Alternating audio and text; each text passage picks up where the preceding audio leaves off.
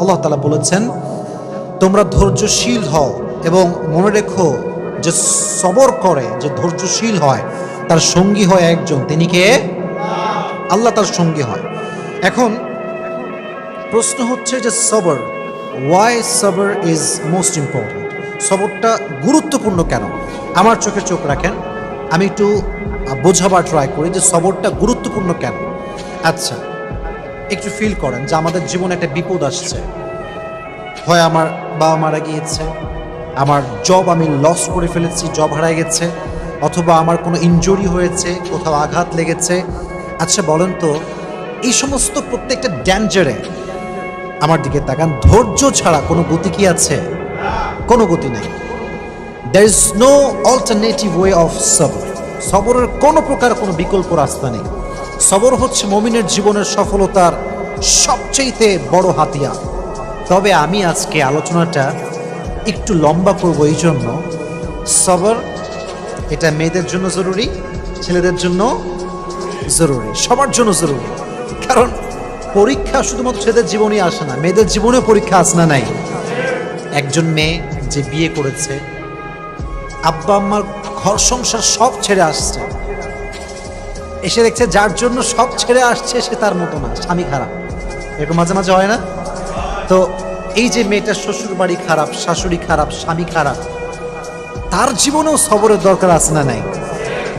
আরেকজন মেয়েকে না আপনি ভাবেন, যে মেয়েটা বিয়ে করেছে, জাস্ট মনে করেন 1 মাস হয়েছে, 1 মাস পরেই তার স্বামী মারা গিয়েছে, বিধবা হয়ে গিয়েছে। এই মেয়েটার জীবনেও সবরের দরকার আছে না নাই? তার মানে লাইফের একটু গভীরভাবে ভাবলে বুঝবেন যে লাইফের প্রত্যেকটা স্টেপে স্টেপে ধৈর্যের বিকল্প কোনো রাস্তা হতে পারে। You must have to be patient. In every kind of situation, you must have to be patient. যতটা কষ্ট আসুক না কেন, ধৈর্য আমরা হারাবো না। রাজি আছেন তো ইনশাআল্লাহ? আচ্ছা, আমি কোরআন থেকে কিছু এক্সাম্পল দিব ধৈর্য কাকে বলে, নবীদের ধৈর্য কেমন ছিল, এবং আমি হাদিস থেকেও কিছু এক্সাম্পল দিব যে কিভাবে আমরা ধৈর্যশীল হতে পারি। এবং মহিয়সী নারী যারা ছিল, যেমন আম্মা জান আয়েশা রাদিয়াল্লাহু তাআলা আনহা, এবং নবীজির ফার্স্ট ওয়াইফ যিনি ডিভোর্সি ছিলেন, তিনি হচ্ছেন খাদিজাতুল কুবরা রাদিয়াল্লাহু তাআলা আনহা, যাকে নবীজি বিয়ে করেছিলেন কত বছর বয়সে বলতে পারবেন? 40 বছর। কত বছর? তার জীবন থেকে আমরা সবরের শিক্ষা কেমন করে নিতে পারি? আয়েশা রাদিয়াল্লাহু তাআলা আনহার জীবন থেকে আমরা সবরের শিক্ষা কেমন করে নিতে পারি? আমরা এখান থেকেও শিক্ষা গ্রহণ করার ট্রাই করবো। সকলে বলেন ইনশাআল্লাহ। আচ্ছা, ফর এন এক্সাম্পল, মনে করেন কেউ আপনাকে অপবাদ দিয়েছে, আপনি কাজটা করেন নাই, আপনি এই ক্রাইমটা করেন নাই, তাও মানুষ আপনাকে ব্লেম করছে। আপনার কোনো হারাম অ্যাফেয়ার নাই, মানুষ আপনাকে ব্লেম করছে যে আপনার একটা হারাম অ্যাফেয়ার আছে। এটাকে আমরা বাংলাতে বলি অপবাদ। আমরা বলি কি? অপবাদ বা তহমত। আমি যেটা করি না সেটা মানুষ আমাকে মনে করে এবং আমাকে ব্লেম করে, এটার নাম হচ্ছে অপবাদ। আমি জাস্ট ছোট্ট একটা হাদিস বলবো। আগে প্রশ্ন করি, নবীজির একজন কুমারী স্ত্রী ছিলেন, যেই একমাত্র স্ত্রী, কখনো বিয়ে করেন নাই, তার ডিভোর্স হয়নি, তার স্বামী মারা যায়নি। তার নামটা কি প্রিয় ভাইয়েরা? আয়েশা রাদিয়াল্লাহু তাআলা আনহা। ছোট্ট একটা হাদিস শেয়ার করছে। নবীজির মোট স্ত্রী ছিল কয়জন বলেন তো? 11 জন। জোরে বলেন কয়জন? 11 জন। 11 জন স্ত্রীকে নবীজি ঘুরতে নিয়ে যেতেন। তবে এটা একটা সিস্টেম ছিল, লটারি সিস্টেম। নবীজি একটা বাক্সে সবার নাম লিখে রাখতেন, যার নামটা উঠতো তাকে নবীজি ঘুরতে নিয়ে যেতেন। সুবহানাল্লাহ পড়ে। ওটা অ্যামেজিং সিস্টেম। যার নাম উঠতো তাকে নবীজি নিয়ে ঘুরতে যেতেন। তো একবার নবীজি লটারি করলেন, একটু মনোযোগিত শুনতে হবে। লটারি করার পরে আম্মা জান আয়েশা রাদিয়াল্লাহু তাআলা আনহার নামটা লটারিতে উঠল, নবীজি ঘুরতে নিয়ে গেলেন। এটা একটু লম্বা স্টোরি, বাট আপনাকে মনোযোগ দিয়ে শুনতে হবে, কারণ এখানে একটা অনেক বড় সবরের শিক্ষা আছে। সেই যুগে ঘুরতে যাওয়া হতো মেয়েদেরকে নিয়ে, ওয়াইফদেরকে নিয়ে। এটাকে বলা হতো হাউদাজ, আমরা বলি এটাকে পালকি। আগের যুগে বিয়ে হতো কিসে করে? পালকিতে করে। হাউদাজ যেটাকে আমরা আরবিতে বলি পালকি। পালকিতে চড়ে বিয়ে হতো, হতো না? আগের যুগে এটা সিস্টেম ছিল। তো তখনকার যুগে এভাবে পালকিতে চড়ে ঘুরতে নিয়ে যাওয়া হতো। তো আম্মা জান আয়েশা রাদিয়াল্লাহু তাআলা আনহাকে পালকিতে চড়ে নিয়ে যাওয়া হচ্ছে ঘোরার জন্য। তো যখন কাম ব্যাক করবে বাসার দিকে, এক্স্যাক্টলি ওই সময় এসে আম্মা জান আয়েশা রাদিয়াল্লাহু তাআলা আনহার প্রকৃতির চাপে তিনি প্রকৃতির ডাকে সাড়া দেওয়ার জন্য বের হন, মানে পালকি থেকে নামেন। যেটা হয় সেটা হচ্ছে পালকি থেকে নামার পরে উনি দূরে যান প্রকৃতির ডাকে সাড়া দেওয়ার জন্য। এখন মজার বিষয় হচ্ছে আম্মা জান আয়েশা রাদিয়াল্লাহু তাআলা আনহা ছিলেন, she was slim, she was not fat. উনি খুব চিকন ছিলেন, মোটা ছিলেন না, চিকন ছিলেন। চিকন মানুষ কোথাও উঠলেও বোঝা যায় না, নামলেও বোঝা যায় না, কারণ সে স্লিম বডি বিলং করে। মোটারা কোথাও উঠলে দেখবেন মাঝে মাঝে মোটারা রিক্সায় উঠলে রিক্সার জায়গায় থাকে না বসা। তো এটা হচ্ছে বডির ডিফারেন্স। তো কি হলো, উনি যখন প্রকৃতিটাকে সাড়া দেওয়ার জন্য গেছেন, যেই সাহাবি পালকিটা টানছিল, পালকিটা নিয়ে যাচ্ছিল, ওই সাহাবি বোঝে নাই যে আসলেই আম্মা জান আয়েশা উঠেছেন নাকি উঠেন নাই। যেহেতু উনি স্লিম ছিলেন, উঠলেও যা, না উঠলেও উনি নিয়ে চলে আসছে। আম্মা জান আয়েশা রাদিয়াল্লাহু তাআলা আনহা যখন প্রকৃতির ডাকে সাড়া দিয়ে ফিরে আসেন, দেখছেন পালকি নাই। পালকি কোথায়? পালকি আর নাই, পালকি চলে গিয়েছে। কারণ সে ভেবেছে এখানে আয়েশা রাদিয়াল্লাহু তাআলা আনহা আছে। তো উনি যখন ফিরে আসলেন, দেখলেন পালকি নেই। তখন উনি খুব সবরের সাথে অপেক্ষা করলেন। যখন দেখলেন অপেক্ষা করেও আসছে না, তখন তিনি কি করলেন জানেন? সুন্দর করে মরুভূমিতে শুয়ে পড়লেন চাদর মুড়ি দিয়ে। চাদর মুড়ি দিয়ে শুয়ে পড়লেন। অনেক লম্বা স্টোরি, আমি প্রেসাইজলি বলছি, but there is a lesson, very important lesson, অনেক গুরুত্বপূর্ণ একটা শিক্ষা আছে।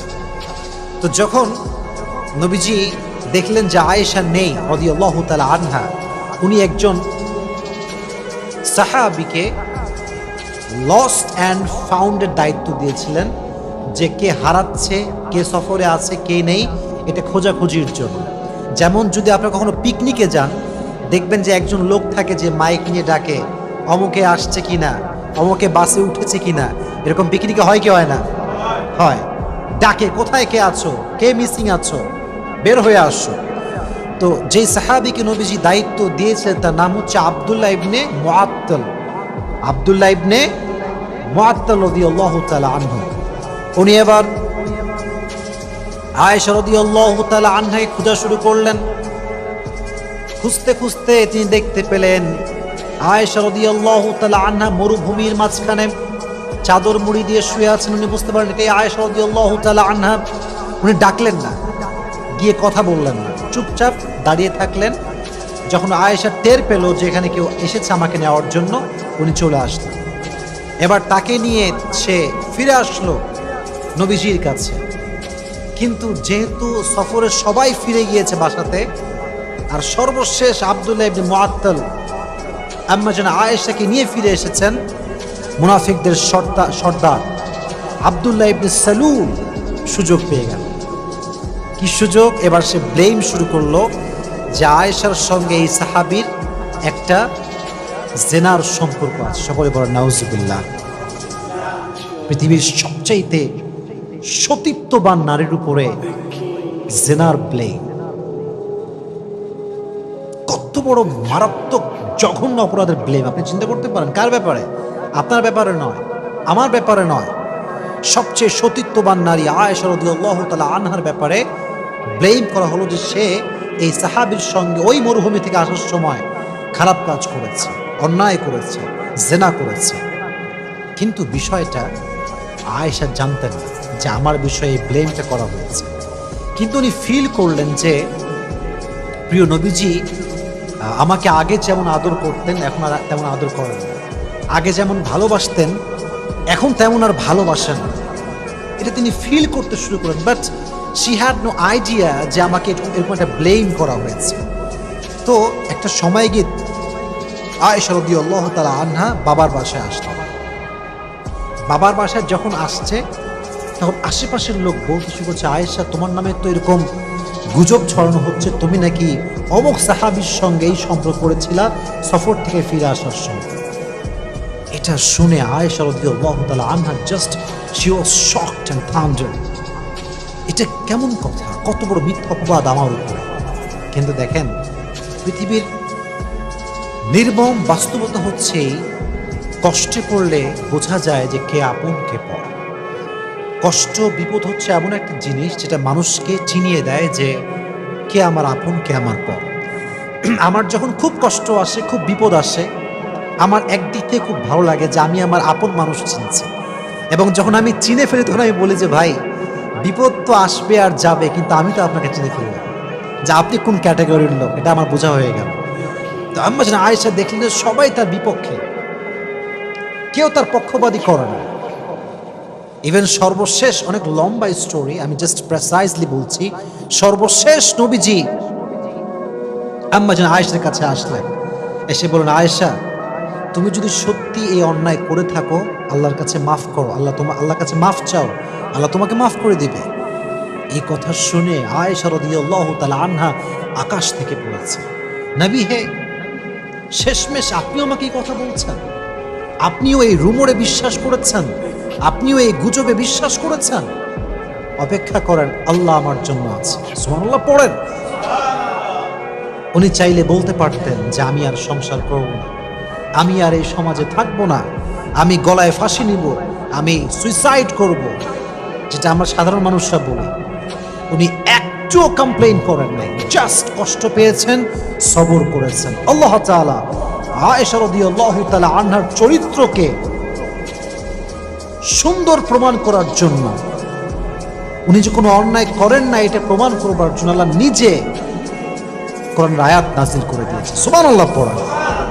আল্লাহ নিজে আয়াত নাজিল করে ব্যাখ্যা দিয়েছেন যে আমার প্রিয় বান্দি আয়েশা কোনো অপরাধী নয়, সে কোনো জুলুম করে নাই, সে কোনো জেনা করে নাই, ব্যভিচার করে নাই। তাহলে বোঝা গেল যে ব্যক্তি সবর করে, ধৈর্য ধারণ করে, মানুষের দেওয়া মিথ্যা অপবাদ একদিন স্পষ্ট হয়ে যায় যে সে সব মিথ্যা ছিল, ঠিক কিনা বলা, একসময় প্রমাণ হয়ে যায়। মনে রাখবেন, সময় এমন একটা জিনিস, সময় মানুষকে জবাব দেয়, সময় মানুষকে উত্তর দেয় যে সে মানুষটা আসলে কেমন। আপনাকে যদি কেউ ভুল বুঝে ব্যাখ্যা দিবেন, just wait for the right time. সময়ের অপেক্ষা করেন। সময় হচ্ছে এমন একটা জিনিস, এমন একটা কাঁটা, এটা ঘোরে আর কে কেমন এটা সত্যতা বলে দেয়, ঠিক কিনা বলেন। Wait for the right time, সঠিক সময় অপেক্ষা করেন। আয়েশা রাদিয়াল্লাহু তাআলা আনহাকে ব্লেম করা হয়েছে, এবার আমাকে জবাব দেন, উনি কি ধৈর্যহীন ছিলেন না ধৈর্যশীল ছিলেন? She was patient in every kind of situation. She was patient, ধৈর্যশীল ছিলেন। ফলে কি হয়েছে? আল্লাহ নিজে আয়াত নাজিল করেছেন কার ব্যাপারে? যেহেতু আয়েশা সবর করেছে, তার ব্যাপারে কোরআন আয়াত নাজিল করেছে। একজন আওয়াজ দিয়ে বলেন, তিনি কে? ইন্নাল্লাযীনা জাউ বিল ইফকি উসবাতুম মিনকুম লা তাহসাবুহু শাররাল লাকুম বাল হুয়া খায়রুল লাকুম লিকুল্লি ইমরিইম মিনহুম মাকতাসাবা মিনাল ইথম ওয়াল্লাযী তাওয়াল্লা কিবরাহু মিনহুম লাহু আযাবুন আলীম। আল্লাহ বলছেন, নবী হে, কাফেরদের মাঝ থেকে কিছু গোষ্ঠী আপনার কাছে এসেছে আয়েশার ব্যাপারে মিথ্যা তথ্য দেওয়ার জন্য, অপবাদ দেওয়ার জন্য। বাট মাথায় রাখবেন, মানুষ যদি খারাপ করতে চায় আর আল্লাহ যদি বান্দার ভালো চায়, বান্দির ভালো চায়, পৃথিবীর কোনো অপশক্তি বান্দার ক্ষতি করতে পারবে? আমি আল্লাহ আযাব দিব তাদেরকে যারা মিথ্যা অপবাদ দিয়েছে। অতএব আয়েশাকে আল্লাহ তাআলা নিষ্কলুষ প্রমাণ করলেন, চরিত্রবান প্রমাণ করলেন। তিনি যে সতীত্ববান একজন নারী, তার যে সতীত্ব সুন্দর, পুত পবিত্রা, সে আল্লাহ নিজে কোরআনে আয়াত নাজিল করে দিয়েছে। সুবহানাল্লাহ পড়েন। তাহলে এখান থেকে বোঝা গেল, কেউ ব্লেম করলে, অপবাদ করলে সবরের পরিচয় দেওয়ার দরকারটা আছে না নাই? আচ্ছা, আরেকটা হাদিস থেকে বলি। আমি আগেই প্রশ্ন করেছিলাম, আমি আবার রিপিট করছি। নবীজির ফার্স্ট ওয়াইফ কে ছিল? প্রথম বউ খাদিজাতুল কুবরা রাদিয়াল্লাহু তাআলা আনহা। বলেন, নাম ছিল কি? আরো যে বলেন, নাম ছিল কি? খাদিজা রাদিয়াল্লাহু তাআলা আনহা। আমি খুবই শর্টকাটে কথাটা বলতে চাই, কারণ আমাকে অনেকগুলো আয়াত বলতে হবে, নবীর জীবন থেকে কিছু এক্সাম্পল দেওয়া লাগবে, তাই আমি এগুলো লম্বা করতে চাচ্ছি না। মনে রাখবেন, জীবনের কেউ হারিয়ে যাওয়া, এটা হারিয়ে যাওয়া নয়, এটা রবের পক্ষ থেকে পয়গাম, যে তোমার জন্য এর চাইতে বেটার অপশন আছে। সুবহানাল্লাহ পড়েন। একটু ভাবেন, হাদিস থেকে বলি, যখন খাদিজা রাদিয়াল্লাহু তাআলা আনহা বিয়ে করলেন, প্রথম হাজব্যান্ড, খুব সুন্দর সংসার, খুব সুন্দর জীবন। খাদিজা ভাবতে শুরু করেছিলেন যে এর মতো উত্তম জীবন সঙ্গী আমার জীবনে আর কেউ আসতেই পারে না। He is the best person that I have ever seen in my life. এর চাইতে বেটার অপশন কে হতে পারে? হঠাৎ করে সে মারা গেল। প্রথম হাজব্যান্ড জাস্ট শেষ, মুহূর্তেই শেষ। যখন মারা গেল প্রথম হাজব্যান্ড, খাদিজাতুল কুবরা রাদিয়াল্লাহু তাআলা আনহা ভেঙে পড়লেন, সবর হারাইলেন। ভেঙে যাওয়া মানে সবর হারানো নয়, আপনি তো ভাঙবেন কারণ আপনি মানুষ, বাট ভেঙে যাওয়ার পরেও যদি আপনি আবার দাঁড়াতে পারেন তাহলে আপনি ধৈর্যশীল, ঠিক কিনা বলেন? তো উনি ভেঙে পড়লেন বাট সবর হারান নাই, ধৈর্য হারান নাই। সেকেন্ড টাইম আবার বিয়ে করলেন। একজন মেয়ে যখন ডিভোর্স হয়ে বা স্বামী মারা যাওয়ার পরে আবার বিয়ে করে, জীবনটা এত সহজ হয় না। যে নারী তার সমস্ত অস্তিত্ব একজন পুরুষকে বিলীন করে দেয়, সে নারী সেকেন্ড টাইম অন্য কোনো পুরুষের সঙ্গে বসা, তাকে ধরতে দেওয়া, তার সঙ্গে কোনো ফিজিক্যাল টাচ নারীটা সহ্য করতে পারে না, কারণ সে প্রথম পুরুষে আসক্ত। সিস্টেমেটিক্যাল ওয়েটা এমনই হয়ে গেছে। কোনো মেয়ে যদি বিয়ে করে, তার ফার্স্ট হাজব্যান্ড যে, সে তার প্রতি আজীবন দুর্বল, কারণ তার প্রথম টাচটা সে তাকে করেছে, হালাল টাচ যেটাকে আমি বলি। তো নারীদের এটা অনেক বেশি কষ্ট হয়, সাফার করে নারীরা। মনে রাখবেন, স্পর্শ নারীর জন্য বেশি সেন্সিটিভ পুরুষের চাইতে, কারণ পুরুষের যে ভার্জিনিটি, এটা নারীর চাইতে বেশি দামি নয়। আল্লাহ নারীর সতীত্বকে যে সম্মান দিয়েছে, সে সম্মান পৃথিবীর কিছুকে আল্লাহ তাআলা দেয়নি। সুবহানাল্লাহ পড়ায়। এই জন্য নারী যখন ডিভোর্সি হয়ে যায়, তখন নারী অন্য কোনো পুরুষকে সহজে অ্যাকসেপ্ট করতে পারে, খুব কষ্ট হয়। এই প্রথম স্মৃতিগুলো বারবার চোখের সামনে ভেসে ওঠে। কথা ঠিক কিনা বলেন? তো ফার্স্ট বিয়ে, স্বামী মারা গেছে। সেকেন্ড টাইম খাদিজার আব্বাজান অনেক বড়, he was the biggest business magnate, অনেক বড় ব্যবসায়ী ছিল। বুঝিয়ে শুনিয়ে সুন্দর একজন যুবকের সঙ্গে আবার বিয়ে দেন, এবং এই সংসারটা একটু লম্বা হয়, এবং সেখানে বাচ্চাও আসে, ছেলে সন্তান হয়। সুবহানাল্লাহ পড়া। বিয়ের পরে স্বামীর ভালোবাসা একটা আদর, এটা একটা ভালোবাসার পয়েন্ট। আবার যদি সেই স্বামীর ঘরে সন্তান আসে, ওখানে আরো ভালোবাসা আছে না নাই? আবার সেকেন্ড স্বামীও মারা।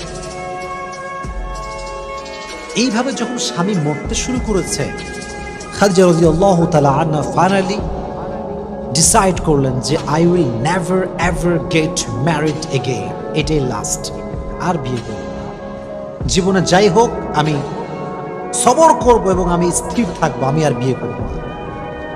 তিনি ভেবেছিলেন ফার্স্ট অপশনের চাইতে সেকেন্ড অপশন বেটার হবে না।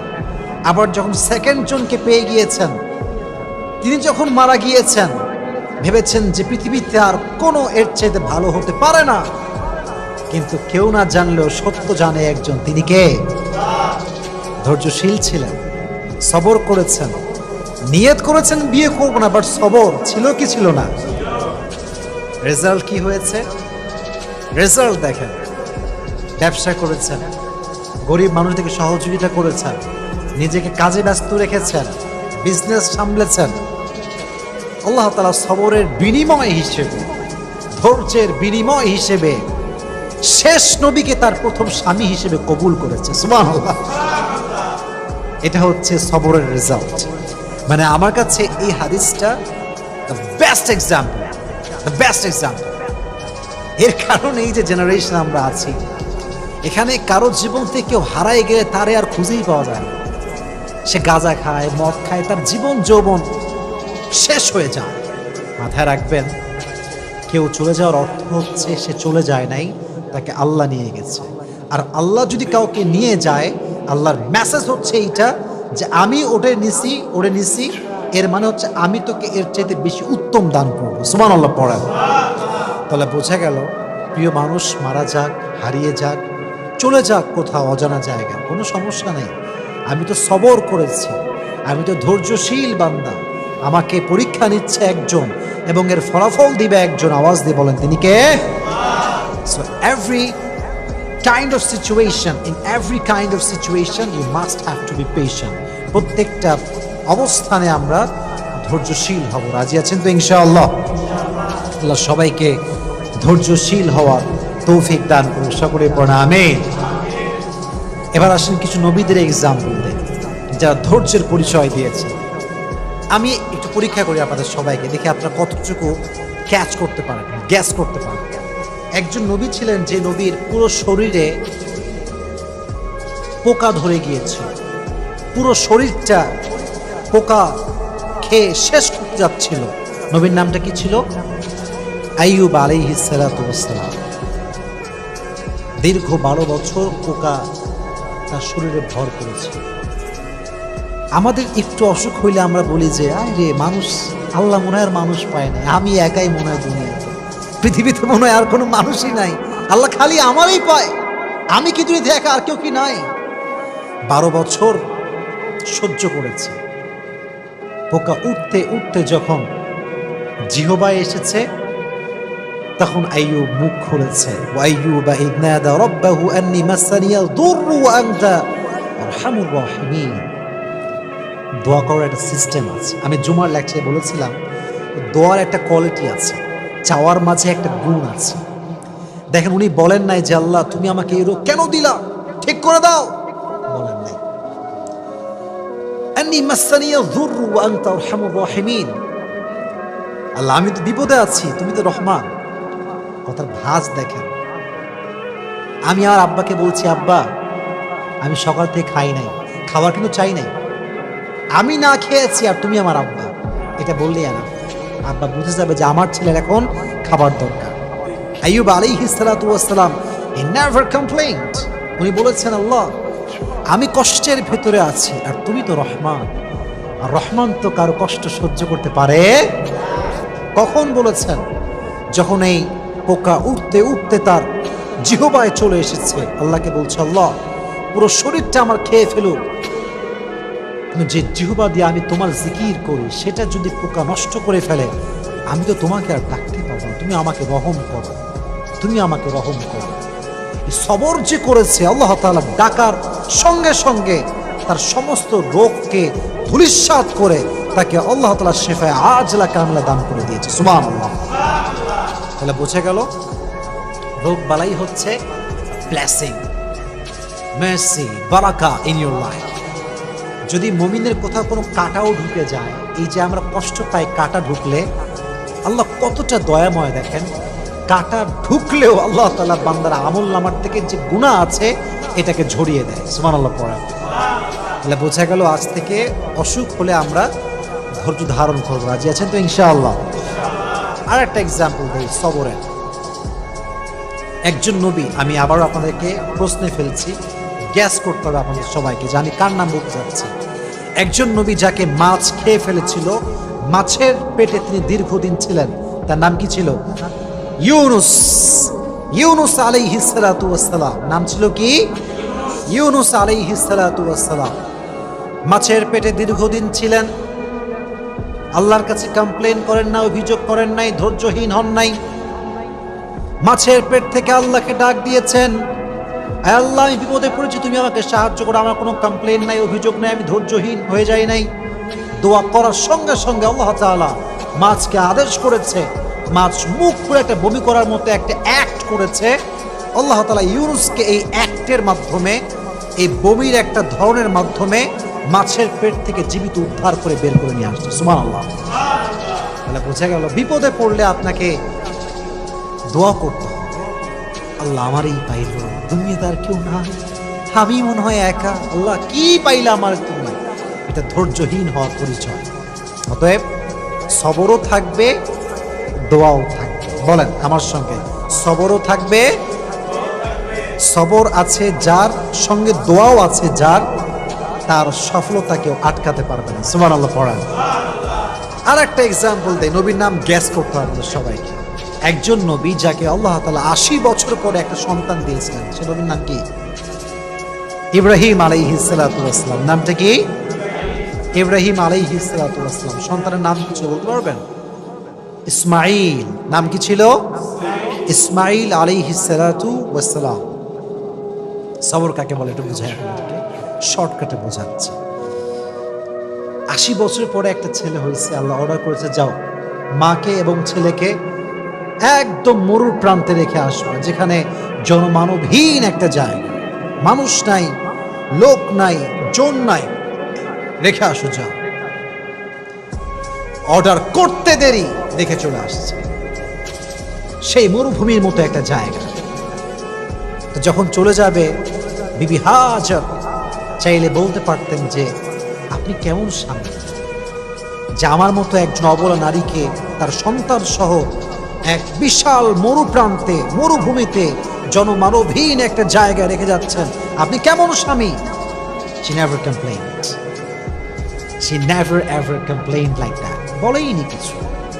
কি বলেছে আমি জাস্ট রিপিট করছি বাংলাতে সারাংশ। বিবি হাজার বলছে, হে ইব্রাহিম, এটা যদি আল্লাহর অর্ডার হয় যে আমাকে তুই মরুর প্রান্তে রেখে যাবা, জনমানবহীন জায়গা রেখে যাবা, যেখানে খাবার নাই, দাবার নাই, পানি নাই, তবে শুনে রেখো আমিও এটা বিশ্বাস করি যে আমার আল্লাহ আমাকে মরুর প্রান্তরে না খাওয়াই মারবে না। সুবহানাল্লাহ পড়া। তুমি যদি আমাকে রেখে খুশি হও, আমি এখানে থেকে খুশি আছি, ধৈর্য ধারণ করেছি। ফলে কি হয়েছে চিন্তা করেন, একটু ভেবে দেখেন, এই যে মক্কা, এত দাম কাবার, কাবার গিলাফের দাম, কাবার চত্বরে এত দাম, এই কাবার পাশে যিনি অবস্থান করেছিলেন, যে নারীর কারণে এত সম্মান, যে নারীর ছেলের কারণে জমজমের কুয়ার পানি আমরা পেয়েছি, তার নাম হচ্ছে বিবি হাজার। সুবহানাল্লাহ পড়েন। ধৈর্য, শুধুমাত্র ধৈর্য। এবার আরেকটু বুঝাই, এত ধৈর্য, এত পরীক্ষা। আল্লাহ বলল, ইব্রাহিম যাও সন্তানের কাছে। 80 বছর পরে সন্তান পাইছে, আদরও করতে পারে নাই, নিজের কাছেও রাখতে পারে না, রেখে আসে মরুর প্রান্তরে। এবার আসছে আব্বা, ছেলে এদিকে আসো। কি হয়েছে আব্বা?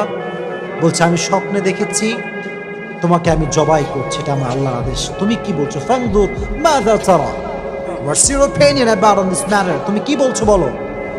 ইসমাইল চাইলে বলতে পারতো, আব্বা আপনি কেমন জালেম, জন্মের সঙ্গে সঙ্গে আমাকে আপনি আদর না করে রেখেছেন মরুর প্রান্তরে, আর আজ আপনি এসেছেন খবর না নিয়ে জবাই করার জন্য। এটা বলে নাই। বলছে আব্বা আপনি যা মন চাই করেন, সাতাজিদুনি ইনশাআল্লাহু মিনাস সাবিরিন, আমি ধৈর্যশীলদের পরিচয় দিব। সুবহানাল্লাহ পড়েন। কি সুন্দর ঘটনা, কি সুন্দর সবরের পরিচয়। এবং এই যে সবর তারা করেছে, যখন আপনারা সবাই জানেন, you all know the story, যখন জবাই করতে যাবে আল্লাহ তাআলা দুম্বাকে পাঠিয়ে দিয়েছেন। আর এই যে আমাদের স্যাক্রিফাইস আমরা শিখলাম, এখান থেকে বোঝা যায় যে যত বেশি স্যাক্রিফাইস করে সে বান্দা আল্লাহ তত বেশি প্রিয় হয়ে যায়। সুবহানাল্লাহ পড়েন। এজন্য ইব্রাহিম নবী থেকে, ইসমাইল থেকে এবং বিবি হাজার থেকে, সবার থেকে আলাইহিমুস সালাতু ওয়াস সালাম, তাদের থেকে আমাদের সবরের একটা শিক্ষা নেওয়ার দরকারটা আছে না নাই? আমি আর দুইজন নবীর এক্সাম্পল দেব, দুইজন নবী জাস্ট। বলেন একজন নবী ছিলেন যেই নবীকে তার ভাইয়েরা ধরে এনে কুয়ার ভিতরে ফেলে দিয়েছিল, সে নবীর নাম ছিল কি? সবাই বলেন নাম ছিল কি? ইউসুফ আলাইহিস সালাতু ওয়াস সালাম। অনেক লম্বা কথা, আমি ওইটা বলবো না, আমি জাস্ট মূল লেসনটা বলবো। সাইয়েদনা ইউসুফ আলাইহিস সালাতু ওয়াস সালাম যখন যুবক, উঠতি বয়সী যুবক, বাচ্চা বাচ্চা ভাব, এখনো যুবক হয়ে পারে নাই, তার সবগুলো ভাই তাকে নিয়ে কুয়ায় ফেলছে শুধুমাত্র হিংসার কারণে। কিসের কারণে? হিংসা। কুয়ার ভেতরে ফেলে সাইয়েদনা ইউসুফ আলাইহিস সালাতু ওয়াস সালাম একটা জামা নিয়ে আসছে, তার বাবার নাম ছিল ইয়াকুব। ডাক দিয়ে বলছে, হে আমার বাবা, সব ছেলেরা আসছে, আব্বা জান দেখেন ইউসুফকে বাঘে খেয়ে ফেলেছে, আর এই হচ্ছে ইউসুফের জামা। যদি আমার সন্তান আমার থেকে হারিয়ে যায়, আমি তো অস্থির হয়ে যাব, দৌড়াবো চতুর্দিকে, কত অভিযোগ করব আমি, কত নাশুকরি করব আমি আল্লাহর কাছে। ইয়াকুব আলাইহিস সালাতু ওয়াস সালাম শুধু একটা ওয়ার্ড বললেন, ফাসবরুন জামিল। উনি বললেন আমার জন্য ধৈর্যই সবচেয়ে উত্তম হাতিয়ার। সুবহানাল্লাহ পড়েন। আমার কাছে ধৈর্যই সবচেয়ে উত্তম হাতিয়ার। এই যে কথা তিনি বলেন, আল্লাহ তার প্রতিদান দিয়েছে কিভাবে? অনেক লম্বা কথা। এই যে কুয়াতে ফেলা হলো ইউসুফকে ধ্বংস করার জন্য, এই কুয়াতে ইংরেজিতে বলা হয় কুয়াকে ট্যানেল। এটাকে বলা হয় কি? ট্যানেল। কুয়াকে বলা হয় ট্যানেল। এই কুয়াটা শুধুমাত্র কুয়া নয়, এই কুয়াটা হচ্ছে সাইয়েদনা ইউসুফকে সাধারণ ঘর থেকে নিয়ে এসে রাজ সিংহাসনে বসাবার কুয়া। সুবহানাল্লাহ পড়া। লম্বা কথা, আমি অত কথা বলতে চাই না। যখন তিনি মিশরের অর্থনৈতিক যে মন্ত্রী বলা হয়, তিনি হলেন ফিনান্স মিনিস্টার, অর্থমন্ত্রী তিনি হলেন। তো যখন কেনানে অভাব দেখা দিল, তার সব ভাইগুলো ইউসুফের কাছে আসছে সাধারণ মানুষ হয়ে সাহায্য নেওয়ার জন্য। তো অনেক লম্বা কথা, যখন তারা আসছে অনেক কথাবার্তার পরে তারা বুঝতে পেরেছে যে এটা হচ্ছে ইউসুফ। এর নাম কি? ইউসুফ। ইউসুফ আলাইহিস সালাতু ওয়াস সালাম বলেন, যাও, তোমাদেরকে আমি মাফ করে দিলাম, এবং মাথায় রেখো ইন্নাহু মাইয়াত্তাকি ওয়া ইয়াসবির ফাইন্নাল্লাহা লা ইউযিউ আজরাল মুহসিনিন। নিঃসন্দেহে যারা আল্লাহকে ভয় করে এবং ধৈর্যশীল হয়, তাদের বিনিময়কে আল্লাহ তাআলা কখনো নষ্ট করে দেয় না। সুবহানাল্লাহ। এবার তিনি সৈন্য নিয়ে, উট নিয়ে, ঘোড়া নিয়ে, ভাইকে নিয়ে ঘোড়ার পিঠে উঠে জাঁকজমক ভাবে সবাইকে নিয়ে এসে তার বাবার সঙ্গে, যিনি বলেছিলেন ফাসবরুন জামিল, আমার জন্য ধৈর্যই সবচেয়ে বেশি শ্রেয়, সবচেয়ে বেশি সেরা, এই ধৈর্যের বিনিময়ে আল্লাহ তাআলা ইয়াকুবকে, সাইয়েদনা ইয়াকুবকে তার সন্তান ইউসুফ ফিরিয়ে দিয়েছে। সুবহানাল্লাহ পড়া। তাহলে ইউসুফ আলাইহিস সালাতু ওয়াস সালামের জীবন থেকে আমরা শিক্ষা পেলাম এটা, যে সবর ছাড়া জীবনে কোনো গতি হতে পারে। সাইয়েদনা ইয়াকুব আলাইহিস সালাতু ওয়াস সালামের জীবন থেকে আমরা এটা বুঝলাম, সবর ছাড়া জীবনে কোনো গতি হতে পারে। এবার আসুন সর্বশেষ এক্সাম্পল। পৃথিবীতে ধৈর্যের প্রতীক ছিলেন একজন মানুষ, যার উপরে ধৈর্যশীল মানুষ জীবনে আর কেউ আসে নাই, পৃথিবীতে আর কেউ আসে নাই। He was out of any kind of comparison. তিনি ছিলেন সবচেয়ে ধৈর্যশীল। ধৈর্যের ক্ষেত্রে তার কোনো তুলনা হয় না, কোনো কম্পেয়ার হয় না। তিনি হচ্ছেন সাইয়্যিদুল কাউনাইন, সাইয়্যিদুল মুরসালিন, বিশ্ব মানবতার মুক্তির দূত নবী মুহাম্মদুর রাসূলুল্লাহ সাল্লাল্লাহু আলাইহি ওয়াসাল্লাম। ধৈর্যের প্রতীক, ধৈর্যের প্রতীক ছিলেন। মারাত্মক লেভেলের ধৈর্য ছিল তার। তার ধৈর্য যে কত বেশি আপনি চিন্তা করতে পারবেন। একজন মানুষ যার এই ছোট্ট বয়সে সে তার মাকে হারিয়েছে, যখন সে পৃথিবীতে আসে নাই তার আগে তার বাবাকে হারিয়েছে, বড় হয়ে চাচাকে পেয়েছে, চাচা মারা গিয়েছে, দাদাকে পেয়েছে, দাদা মারা গিয়েছে, মাথার উপরে বট বৃক্ষ ছিল তার স্ত্রী খাদিজা, সেও মারা গিয়েছে। একটা মানুষ আর কত হারাতে পারে? একটা মানুষের সবচেয়ে বড় জায়গায় তো হচ্ছে আব্বা এবং মা। যার জীবনে বাপ মা নাই তার জীবনে তো কিছুই নেই, তার পুরো জীবনটাই তো কষ্টে ভরা। নবীজি জন্মের আগে চলে গিয়েছে বাবা, জন্মের পরে চলে গিয়েছে মা, চাচা হারাই গেছে, দাদা হারাই গেছে, বিয়ে করেছে নিজের স্ত্রী খাদিজা, যে সমস্ত সম্পত্তি নবীর পায়ের সামনে বিলীন করে দিয়েছে ইসলামের জন্য, সেও মারা গিয়েছে। নবী কখনো আল্লাহর কাছে অভিযোগ করেন না যে আল্লাহ আমি তো তোমার নবী, তুমি তো আমার আল্লাহ, তুমি আমায় কেন কষ্ট দিচ্ছ? নবীজি কমপ্লেইন করেন নাই, সবরের পরিচয় দিয়েছে। He was patient in every kind of situation. কখনো কমপ্লেইন করেন না, অভিযোগ করেন না, প্রতিটা মুহূর্তে ধৈর্যশীল ছিলেন তিনি। তায়েফের ময়দানে যখন নবীজি দাওয়াত দেওয়ার জন্য গেলেন কাফেরদেরকে, সবাই আপনারা ঘটনা জানেন, তা দাওয়াত অ্যাকসেপ্ট করলো না। নবীজি প্রায় কয়েকশো কিলোমিটার রাস্তা পাড়ি দিয়ে আসছেন, ক্লান্ত মানুষ, উনি বললেন, তায়েফবাসী শোনো, তোমরা যেহেতু আমার দাওয়াত গ্রহণ করলে না, তোমাদের কাছে আমার অনুরোধ, তোমরা মক্কায় খবরটা ছড়িয়ে দিও না। যদি মক্কার কাফেররা জানতে পারে তাহলে আমাকে জুলুম করবে। কাফেররা কে কার কথা শোনে? নবীজি বের হওয়ার আগে কাফেররা মক্কায় খবর পৌঁছে দিল যে মুহাম্মদ মক্কার থেকে এখানে তায়েফের জমিনে দাওয়াত দেওয়ার জন্য আসছে, আমাদেরকে কবুল করে না এই দাওয়াত। সব তায়েফের দুষ্টু ছেলে পেলে বাচ্চাদেরকে নবীজির পেছনে লেলিয়ে দিয়েছে, যাও তোমরা মুহাম্মদকে পাথরের আঘাত করো,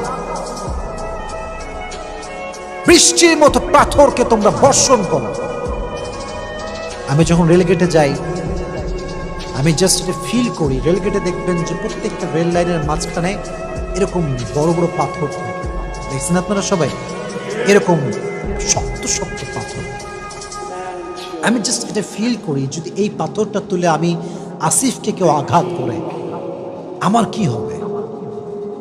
আমি কি আদৌ সহ্য করতে পারবো এই আঘাতটা? তখন আমি ফিল করি যে তায়েফের জমিনে আমার নবীকে এর চাইতে বড় বড় পাথর দিয়ে মেরে রক্তাক্ত করা হয়েছে। নবীর রক্ত পড়েছে, নবীর রক্তে পুরো মাটিটা ভিজে গেছে। নবীজি রক্তে পড়ে বেহুশ হয়ে গেছে। সাহাবী এসে ধরেছে, ধরে উঠাইছে, নবী হে এবার তো বদদোয়া করেন, এবার তো বদদোয়া করে ফেলেন, আর কত সহ্য করবেন? নবীজি বলছে, শোনো, আমি তো বদদোয়া করার জন্য আসি নাই, হয়তো আমার দাওয়াত তায়েফের লোকরা কবুল করে নাই, তো কি হয়েছে? নেক্সট জেনারেশন যে হবে তারা হয়তো বা ইসলামকে গ্রহণ করবে। সুবহানাল্লাহ। পড়া পাথরের আঘাত খেয়ে রক্তাক্ত হয়ে গিয়েছে, ধৈর্য হারায়, শক্তি হারায়, জুলুমের শিকার হয়েছে, কাউকে বদদোয়া করে না, সর্বাবস্থায় ধৈর্যের পরিচয় দিয়েছে, সর্বাবস্থায় দিয়েছে। আজকে আমাদের অভাব আসলে আমরা কত কথা বলি, টাকা নেই, আমার কাছে এইটা নেই, এইটা নেই, I don't have anything, just complain. আছে কিন্তু সব, শুকরিয়া নেই। যার শুকরিয়া যত বেশি তার নিয়ামত তত, যার অশুকরিয়া, যার নাশুকরিয়া যত বেশি তার নিয়ামত তত বেশি কম। ঠিক না বাবা?